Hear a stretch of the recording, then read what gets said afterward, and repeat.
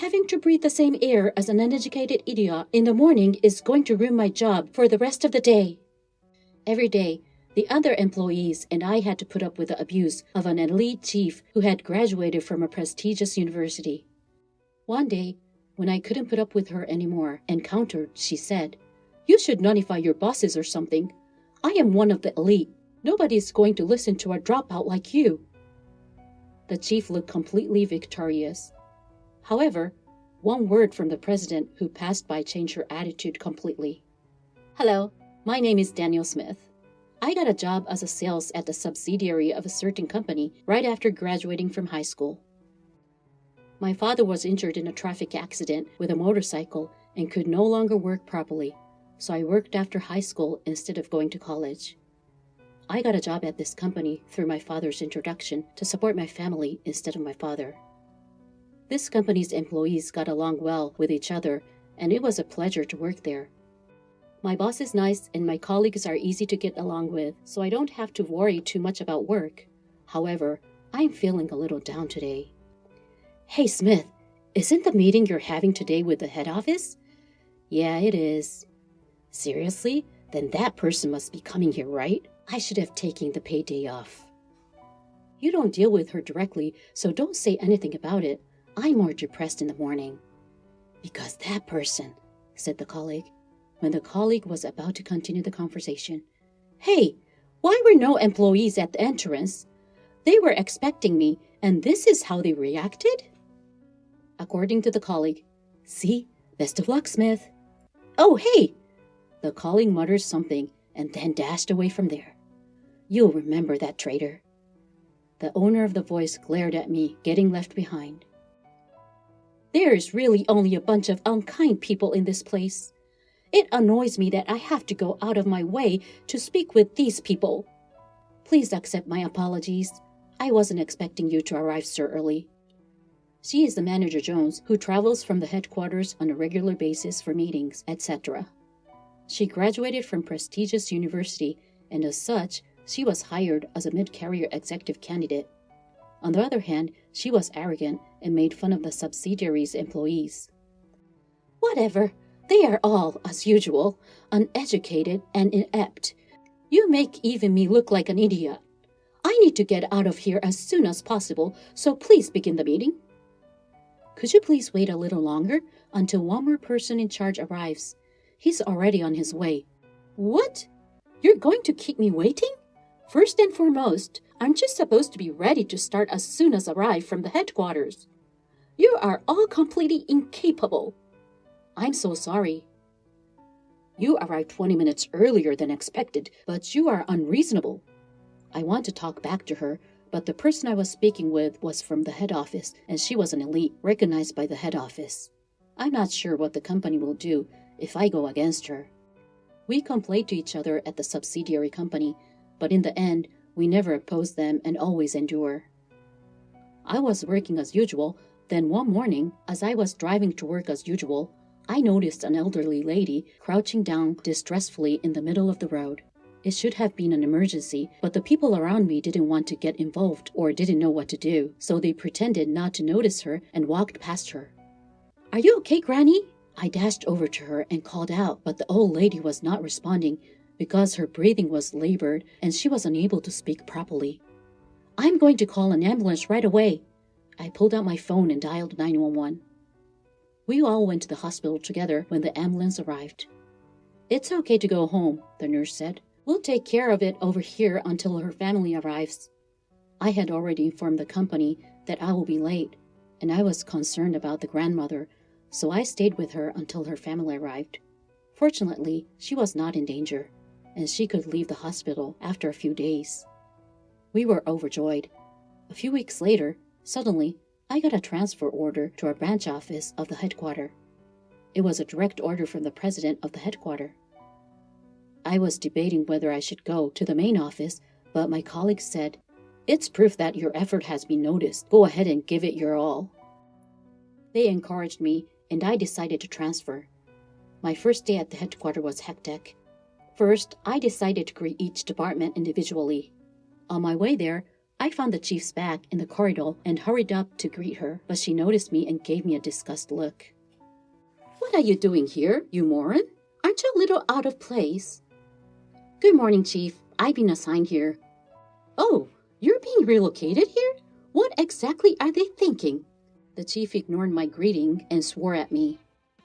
Having to breathe the same air as an uneducated idiot in the morning is going to ruin my entire day at work. Chief, I'm sorry for making you feel that way. Oh, please stop talking. Please do not approach me. I'm busy. Keep out of my way. Chief is in a bad mood today, and she wouldn't let me finish what I was saying. She waved her hand around as if attempting to flick off the swarming flies. Trying to continue the conversation at this point would be pointless. I gave up and returned to work. When I returned to the floor where the chief was, I overheard her cursing her subordinate. You are inept. Why can't you do something as simple as this? This is something that even a new employee could do. I'm sorry, says the employee. The employee's error was discovered and she is very upset about it. The employee who is being yelled at tightens his fist, bows his head, and endures. If this is the case, it will be far preferable to have another employee work for me rather than you. You are no longer useful to me. Get your desk cleaned up and out of my way. After saying these words to the employee, she turned to face me and our eyes met. She had already looked unhappy, but she twisted her face even more and glared at me. What? You got back? Didn't I tell you to stay out of my way this morning? Please relax, Chief. I have something to tell you today. Stop talking. Everyone is arrogant. I don't have time for stupid, incompetent people like you. The chief left the floor and slammed the door as hard as she could. I talked to the employee who had just been yelled at by the chief, frowning at the sound of the door closing violently. Is that chief's typical attitude? I asked. According to the employee, it's not just common. It's something that happens every day. She constantly disrespects me. That woman. In frustration, the employee raised his voice. Quiet, the chief will hear you. If the chief hears him, she must say something bad to him. I did everything I could to calm him down. I've been enduring this for a long time, but I can't take it anymore, the employee said. The employee stumbled towards his desk and pulled a white envelope from a drawer. Don't tell me this is a resignation letter, I said. According to the employee, yes, it's something I've been considering for a while. My previous workplace was more peaceful, and each day was fulfilling and enjoyable, but since the chief has arrived, this place has changed into hell. He rubbed his desk sadly. On his desk, there were numerous documents and notes. He must have liked his job and worked tirelessly. I understand how you feel, but don't you feel frustrated that all of your hard work has been squandered by only a chief? Of course, it's aggravating. I'm aware of how hard I've worked here. I've been at this job longer than she has, and I've done my best. But this is... I can feel his frustration and sadness, which is nowhere for it to go. Chief says thinking like that, but there must be employees who trust and rely on you. Why don't you stay a little longer for those people? Even if you just say a little more. Don't worry, I'll handle it. It is not you who should quit. What? What exactly do you mean? I went to the chief, leaving the questioning employee behind.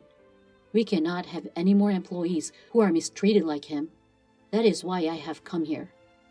I quickly followed the chief and found her in the break room drinking tea. Chief, may I? I asked. The chief noticed me and looked broken-hearted. Are you still here? You're as persistent as a fly. I'm taking a break. Please leave me. The chief looked tired, possibly because she had just raised her voice. I pushed myself to say to her, Chief, I will conduct a thorough investigation into your harsh words and actions towards our employees. You may be subjected to appropriate measures based on the results. My abrupt words stunned the chief. What are you talking about? Have you started playing hero to cover for that incompetence? No, I'm not. Why don't you go tell your bosses about it? I am an elite. You should know that I have the support of my superiors. Nobody will listen to drop out like you from the subsidiary. The chief exudes triumph and laughs hysterically. Then out of nowhere, a man appeared from the other side. "Smith, it's you. How are things going for you?" It was the president. "I'm trying to do my best, thanks to you." "Hello, President. What a happy coincidence that you've come." What happened to the grumpy chief from a while ago? She pretends an excellent chief to those people who are in higher position than herself. "Haha, I'm glad to hear you're doing well. Have you established rapport with the new branch manager?" What about the new branch manager?" The chief is befuddled and stares blankly. "It is Smith standing right in front of you. What? Have you not been briefed?" "This inept employee from a subsidiary company? You are a great jokester, boss." The chief laughs. The president, on the other hand, regarded the chief with suspicion. "What are you talking about? Are you sure? I'm not making any jokes. You understand. He is now the branch manager of this branch office. Don't be so impolite as to label him incompetent." "What the hell?" The chief made a drawn face at me. "I couldn't tell you because you ignored me earlier. I have informed the rest of the department." Oh no, such an illiterate incompetent. The chief's face had turned blue, and she appeared to be about to collapse. When he sees such a chief, the president reluctantly opened his mouth. "Let me tell you something about this fantastic opportunity. This was his father's business. He was unable to work properly after being injured in a car accident, so I took charge." "Is he the former president's son?" "That's correct. I've been trying to convince him to relocate to the headquarters, but he's so stubborn that he didn't come." "I apologize. I liked that place and I was satisfied." "So what brought you here unexpectedly? Why didn't you just keep working at the subsidiary?" The chief was out of her mind and forgot she was in front of the president and barked at me. The president, who had only seen the best of the chief, was unlikely to recognize this type of chief. He was taken aback while he is opening his eyes so widely. "I made a strong request of him. He is my mother's lifesaver." "Benefactor? What about the president's mother?" "Yes, the elderly lady I rescued a few weeks ago was the president's mother." When the president rushed in from the hospital entrance while I was waiting for the family, I was taken aback.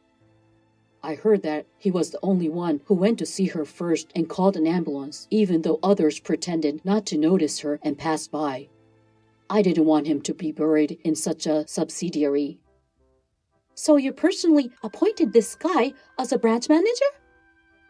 The president nodded and said, "That's correct." I wondered if I was qualified to be the branch manager on the day I was appointed. I had been working for a subsidiary. Then I was suddenly asked to lead a branch manager of the head office. Then, after hearing from the president, my father called and asked me to support the company he had built, and I made up my mind. That's why I've given him the position of branch manager going forward. Don't be disrespectful any longer and pay close attention to what Smith says," the president said sternly to the chief before leaving the room. "That's the reason, Chief. I'm back in front of the chief again. You are mistreating not only your subsidiaries, but also your direct subordinates. I understand the frustration and sadness of being mocked because I am a low-educated incompetent. No. Now that I'm the branch manager and have witnessed this situation, I can't ignore it, so please be prepared." "No." The chief sat down on the spot and began to weep because her elite pride severely wounded. It's no surprise. The person she had always looked down on because of less educated than her was suddenly in a higher position than she is, and she told me she was going to get rid of. Thus ended my difficult days. The next day, a detailed fact-finding investigation of the chief was conducted. As a result of interviewing several employees and subsidiaries who had had relations with her, a number of terrible comments and actions were reported.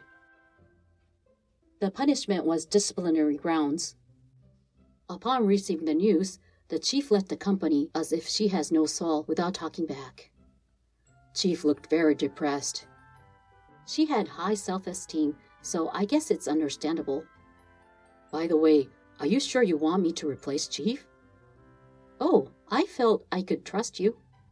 The chief was fired, and in that vacant slot, he appointed him who had been yelled by her. He had been with the company for many years and was enthusiastic about his work. Of course, I had also checked out his past work performance, and he experienced the frustration and anger of being abused by former Chief Jones. I knew he would not do the same thing she did and would be a good boss who could understand the feelings of his employees. And as for me, I tried to do my job from the same perspective as the employees without being confined to the position of branch manager, referring to a subsidiary with which I was in good relations before. I interviewed each employee on a regular basis and asked for their opinions. I also held study sessions for employees in higher positions on how to lead and tried to deal with employees as much as possible. Thanks to these efforts, the atmosphere of the company gradually improved, and it became a good place to work, reminding me of the subsidiary where I used to work. Well, Smith, I'm sorry about Jones, but thanks to you, this company is doing very well. Oh, I'm afraid. At a later date, I was called into the president's office for a coffee. He wanted to talk to me about recent workplace. I am getting old. Eventually, I'd like Smith to succeed me. Ha ha ha. With all due respect, Mr. President, I don't see myself becoming president. What? Why do you refuse? Your father would want the same thing. I want to be on the same side as the employees, supporting this company together from the same perspective, and being involved with the customers. It will be very difficult to do that once I become president, won't it? The president scowled at my words and then laughed. Ha ha ha, you really are a funny guy. Normally, you would be happy to accept the offer. Am I an eccentric? No, that's fine. That's exactly the kind of Smith I'm looking for. The president tapped me on the shoulder a little harder. You have a meeting soon, don't you? Go work hard.